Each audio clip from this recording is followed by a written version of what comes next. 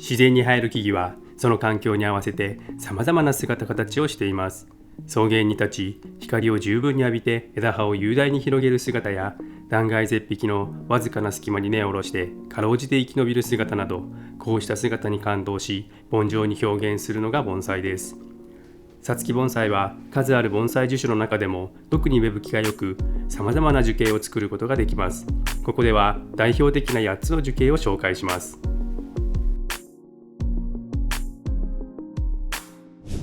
根上がり樹形。樹木の根は本来地中で成長するものですが、地表に姿を現した根は決して珍しいものではありません。しかし植物の根は土の中の水分や養分を吸収し、また幹を支える土台となっていますから、その多くが地面から飛び出して空気中にさらされれば、植物そのものが枯死や転倒する危険が高まります。これは植物にとって相当に厳しい境遇なはずです。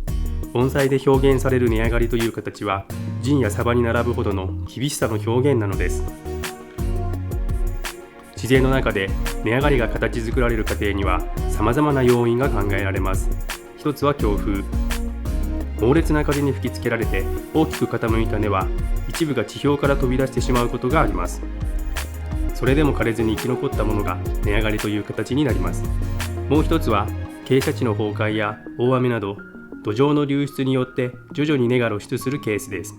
他にも自然界では様々な原因によって根上がり樹形が形成されています。見どころは言うまでもなく根そのものです。長い年月を経て露出した普段目にすることのない根の姿、その複雑な造形に目を奪われます。盆栽としての表現では、根上がり樹形が形成されるまでの厳しさを踏まえ、幹や枝葉とのバランスを考慮しましょう。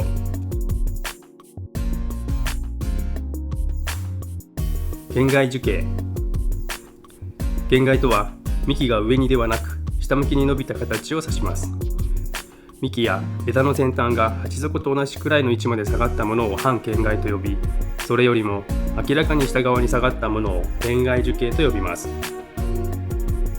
幹が根際より下がっているものを懸崖樹形と呼ぶなら、幹の下がる面の地面が根際よりも低くなければ懸崖という形は成り立ちません。ですから懸崖樹形が存在する立地は必然的に山の斜面や断崖絶壁ということになります。そのような場所では根を張るスペースも限られ、土台も不安定です。そこに土砂崩れや水害などで土台が崩れたり現れたりすれば、木はそれまでの安定を失って大きく傾いたり、または木の成長とともに木自体の重みで幹が傾き、そこに風雪などの要素も加わって懸崖の形を強いられることになります。この樹形から感じ取るものは何といっても厳しさです。自らの足元に地面がないという不安定さから来る緊張感も見どころです。懸崖樹形を作る際は、ただ幹や枝を下垂させるのではなく、枝葉を極限まで減らして厳しい環境に息づく生命力を表現しましょう。株立ち樹形。古くから庭園樹として親しまれてきたさつき。それらのさつきを観察すると、根元から何本にも幹分かれして半球状の樹形になっていることに気づきます。さつきは根際から矢込が出やすく、一本の幹をまっすぐに伸ばすことは非常に稀なのです。そしてこの自然な姿を盆上に表現したものが株立ち樹形です。根上がりや懸崖といった厳しい自然環境によって作られる樹形に比べ、この株立ち樹形に関しては樹木の種類ごとの性質によるものが大きいようです。さつきをはじめとするツツジ類、ハギや日向水木、雪柳などもたくさんの矢込が伸びやすく、環境に関係なく株立ちになります。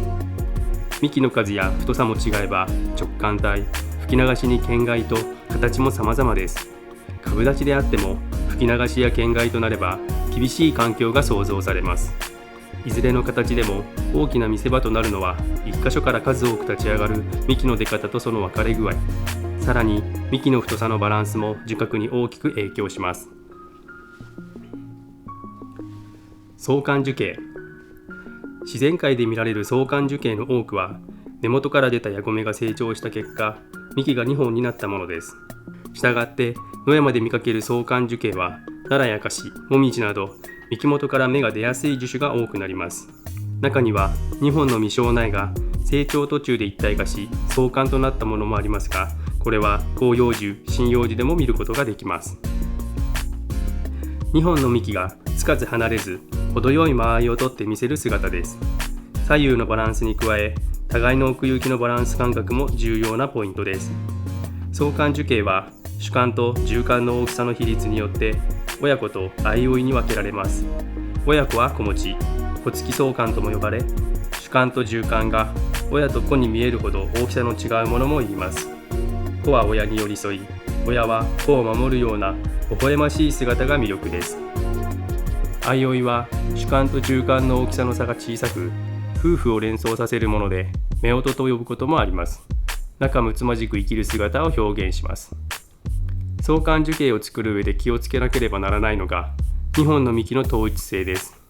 例えば、親が針葉樹を思わせる直感風なのに、子は風にたなびくような動きを伴っていたのではおかしすぎます。主幹と縦幹は一心同体で同じ環境に育っているのですから、ある程度の統一性がないと調和が図れません。いかなる樹形も環境に生きる背景を写し取ることが大切です。模様木樹形。今から50年ほど遡ると、さつきの展示会場には板橋樹形や練馬模様木と呼ばれた作品がずらりと並んでいました。決して太くない幹が前後左右に触れながら伸びた形で、さつき以外の盆栽ではまず見かけることのない樹形です。板橋樹形や練馬模様木は細い苗木を針金掛けによって自在に曲げることで、短時間で風格のある作品に仕立てることが可能になります。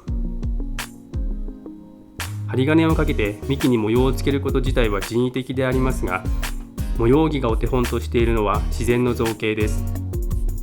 樹木の幹というのは針葉樹を除けばまっすぐに伸びることの方が珍しく、大抵の樹木は風や雪などの自然の力によって曲がったりうねったりします。時には幹が折れてしまい、枝が幹の代わりになることもありますが、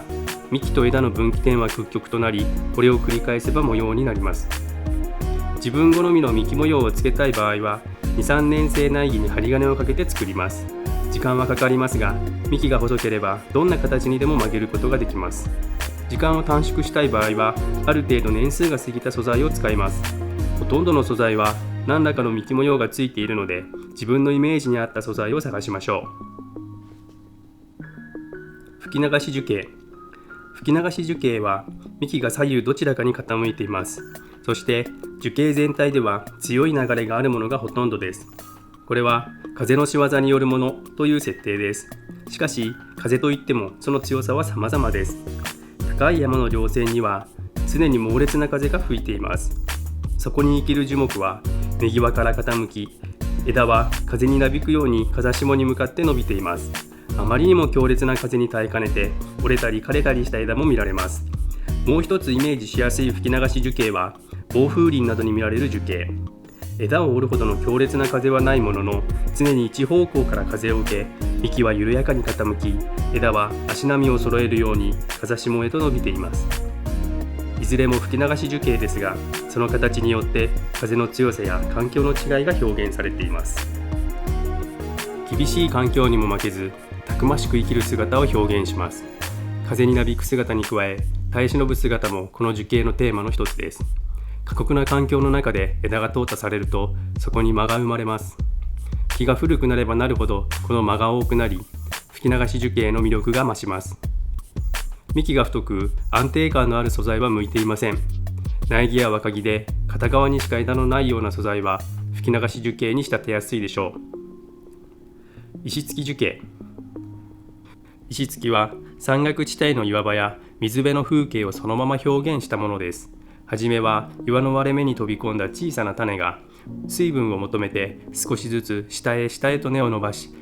いつしか岩全体を根で包み込み、得意な形態を作ります。盆状で石に張り付いたさつきはそんな長い時間の経過を表しているのです。自然石といっても様々な材質や形がありますが、石付きに必要なのは丸や楕円の整った形ではなく、ゴツゴツとしていたり凹凸の多い不定形な石。その方が味わい深い作品に仕上がりますし、苗木をつけるのにも都合が良くなります。石は作品の大きな見どころになります。盆栽で好まれるものは揖斐川石と呼ばれるものです。白い鉱物が含まれたゴツゴツした岩肌は厳しさを表現するにはこの上ない材料です。しかし近年は流通量が少なくなっています。石付きには大きく3つの形があります。1つ目は石に穴や溝を作り、そこに苗を植え付けるもの。2つ目は石の上や側面に苗をつけて根を張らせたもの。3つ目は鞍馬石のような薄い石に植え付けるもの。いずれも木と石とが一体となって景色を作ります。寄せ植え樹形。寄せ植えとは複数の素材を組み合わせて一つの作品を作ることを言います。自然の景色を見渡してみると、一本の樹木だけで景色を構成していることは稀で、多くは複数の樹木の集合によって景色が作られています。そして樹木同士が接近して生えることによって独特の枝配りを見ることができます。2本の木が枝の長さよりも短い距離で並んで生えている場合、互いの幹が障害物となり枝を十分に伸ばすことができません。また互いの枝が重なり合う箇所においては日照が十分に確保できず、弱い枝は淘汰されていきます。つまり寄せ植えの1本だけを取り出してみると、片枝だったり一部の枝が欠如していたりといびつな形になっています。寄せ植えは同じ環境に生える樹木の集合を模したものなので、樹齢は異なっていても似たような形の素材を使います。左右で木の向きが異なると、どちらから風が吹いているのか分からず違和感を覚えます。最も太く背の高い種木を決め、全体のバランスを考慮して配置します。前後左右から見てより多くの幹が見えるように位置を調整すると、作品に広がりと奥行きが生まれます。ここに紹介した以外にも、さつき盆栽では様々な樹形表現ができます。多くの木に触れ、幹の流れや枝の動きなど自分なりの解釈を踏まえて盆栽樹形に落とし込むことは、さつき盆栽の大きな楽しみの一つです。自然樹形や創作樹形の数々を参考にし、今後の木作りの糧にしていただければ幸いです。では、ここに紹介した樹形の詳細な説明や多くの作品写真、樹形別の木作り実技が掲載された樹形の作り方の本については、説明欄のリンクをご覧ください。